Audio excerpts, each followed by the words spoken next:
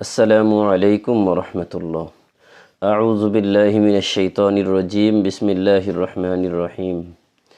ওয়ালিল্লাহি আলান নাসি হিজ্জুল বাইতি মান ইসতাতাআ ইলাইহি সাবিলা ওয়া মান কাফারা ফাইন্নাল্লাহা গানিয়্যুন আনিল আলামিন। সাদাকাল্লাহুল আযীম। ওয়া ক্বালা রাসূলুল্লাহি সাল্লাল্লাহু আলাইহি ওয়াসাল্লাম আল হজ্জুল মাবরুর লাইসা লাহু জাযাউন ইল্লাল জান্নাহ আও কামা ক্বালা আলাইহিস সালাতু ওয়াসসালাম। মুহতারাম হাজিরিন, আমি আপনাদের সামনে যে আয়াত এবং হাদিস পড়েছি, সেই আয়াত এবং হাদিসের মধ্যে মূলত হজের আলোচনা করা হয়েছে। এখন যেহেতু হজের মৌসুম, তাই এখন থেকে হজ, কোরবানি, ঈদুল আজহা ইত্যাদি বিষয়ে আমাদের আলোচনা করা প্রয়োজন। প্রশ্ন হতে পারে যে হজের তো এখনও অনেক দেরি, হজের আবার মৌসুম কি? হজ জিলহজ মাসের 8 তারিখ থেকে 12 তারিখ পর্যন্ত মোট 5 দিন যাবতীয় কাজ শেষ হয়ে যায়। এর জবাব হচ্ছে, হজ 5 দিন হলেও হজের মৌসুম 3 মাস। এই আগামী 3 মাস হজের মৌসুম, সেহেতু হজের আলোচনা করা প্রতিটি ইমাম, খতিব যারা আছেন তাদের দায়িত্ব। হজের মৌসুম এই বিষয়ে কিছু কথা। হজের একটি নির্দিষ্ট সময়সীমা রয়েছে।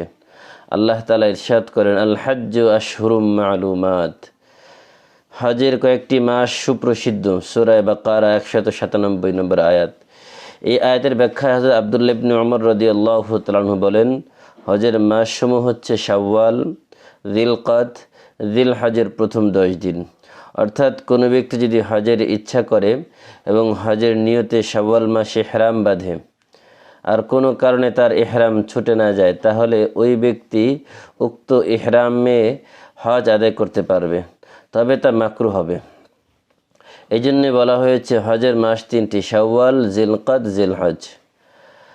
আজ সারা পৃথিবীতে লাখ লাখ মানুষ যাদের উপরে হজ ফরজ হয়েছে এবং যারা হজের তৌফিক লাভ করেছেন, তারা জিয়ারতে হারামাইন শরীফাইনের জন্য সার্বিক প্রস্তুতি গ্রহণ করছেন। এই মুহূর্তে আমরা এ বিষয়ে আমার আলোচনার উদ্দেশ্য হলো, আমরা যেন হজের গুরুত্ব, মহত্ব ও ফজিলত সম্পর্কে জানতে পারি এবং অবগতি লাভ করতে পারি, এবং সেই অনুযায়ী এই মহান জিম্মাদারি আদায়ের জন্য পূর্ণ প্রস্তুতি গ্রহণ করতে পারি। হজের গুরুত্ব ও তাৎপর্য।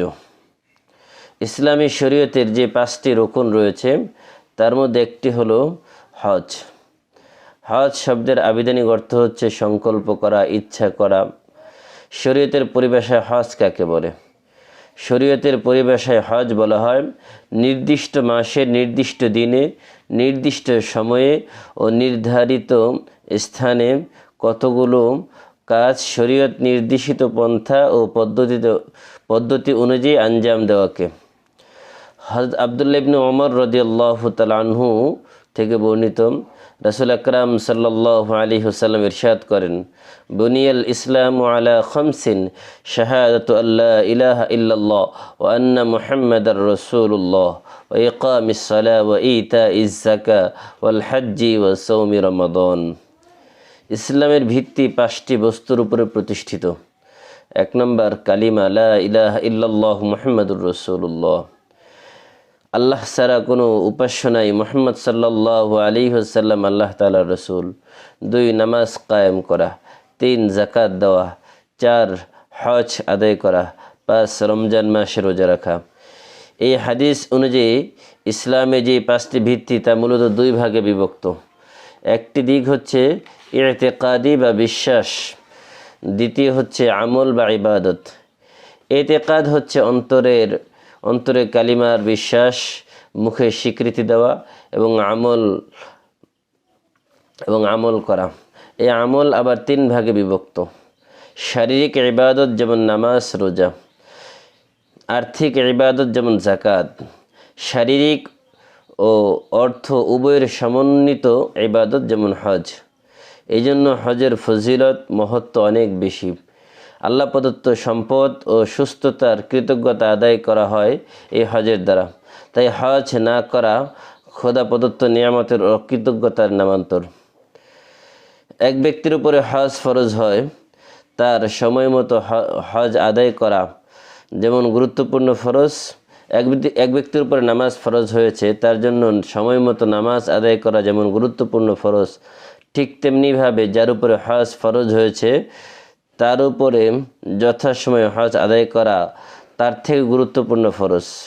কারণ হচ্ছে নামাজ কাজা হয়ে গেলে যখন তখন যেখানে ইচ্ছা যত রাকাত ইচ্ছা আদায় করা যায়, কিন্তু হজ যদি 1 বছর কাজা হয়ে যায় যখন তখন যখন ইচ্ছা যেখানে ইচ্ছা সেখানে আদায় করা যায় না, এর জন্য অপেক্ষা করতে হয়। এই জন্য কখনো কখনো নামাজের থেকেও বেশি গুরুত্বপূর্ণ হয়ে ওঠে হজ আদায় করা। এই জন্য আল্লাহ রাসূল সাল্লাল্লাহু আলাইহি ওয়াসাল্লাম বলেছেন, তাআজ্জালু ইলাল হজ্জি ফাইন্না আহাদাকুম লা ইয়াদরি মা ইয়ারিদু লাহু।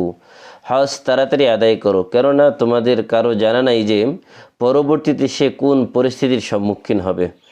কারণ তাই যেহেতু আগামী 1 বছর কি হবে আমার জানা নাই, হজ ফরজ হওয়ার সাথে সাথে আদায় করে নেওয়া। যেহেতু হজ আদায় করা জরুরি ফরজ, এই জন্য দ্রুত আদায় করা এই ব্যাপারে রাসূল আকরাম সাল্লাল্লাহু আলাইহি ওয়াসাল্লাম উৎসাহিত করেছেন।